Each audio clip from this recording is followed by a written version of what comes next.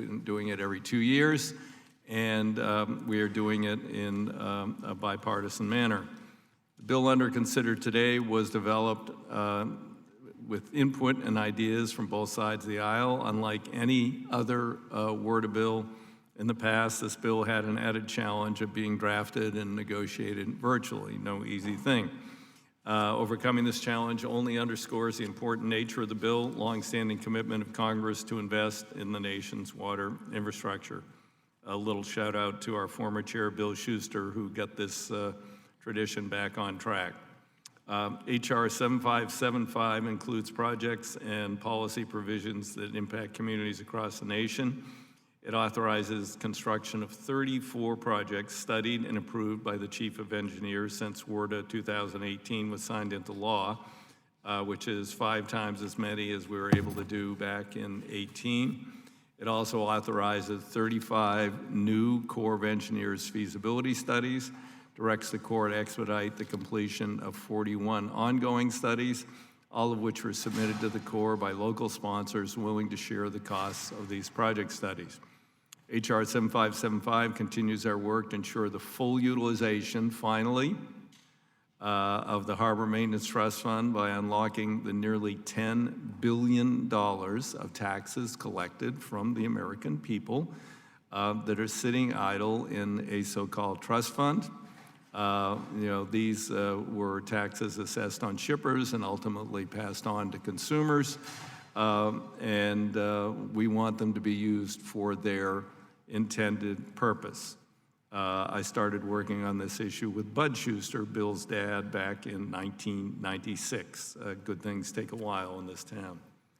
The legislation also directs the Secretary of the Army to equitably allocate harbor maintenance expenditures to pay for harbor operation maintenance needs while addressing the ongoing needs of the nation's largest ports and its Great Lakes harbors and emerging harbors. We managed to come to an equitable agreement. It's easier when you have more money. The bill also recognizes the important role that the inland waterways play in our nation and provides a cost share shift to help in completing construction of many inland needed projects. I would give a shout out to our member Connor Lamb.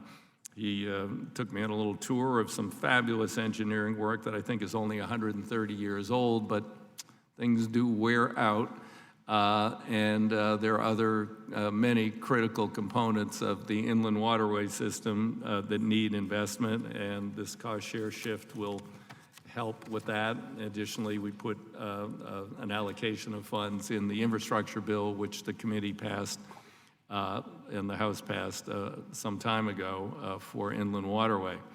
Finally, the bill really emphasizes resiliency for our communities to meet the current and future challenges of changing hydrologic conditions, repetitive, more frequent flooding.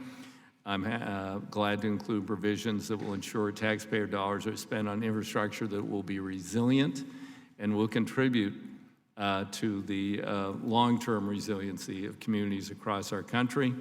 It has specific policies that focus on severe weather events, climate change, natural infrastructure solutions, affordability, and provisions that assist minority, tribal, rural communities. This legislation ensures that all communities, especially communities with social, economic challenges, have a path forward, getting the tools they need for flood protection and ecosystem restoration. It's essential for communities' safety throughout the country and for our ports, harbors, and waterways. Our economy, our safety, and our environment will benefit from the passage of WRDA 2020. And just one additional little footnote, the Corps of Engineers is perpetually underfunded.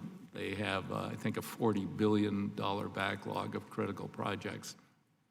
And the $10 billion that we're going to release from the trust fund will help relieve some of their burdens in the coastal areas, but there are many, many other things that need investment. And so, hopefully we can begin to allocate more resources to the Corps, and this has been a bipartisan problem, through all administrations in recent time. So with that, I would yield to Ranking Member Graves for a statement.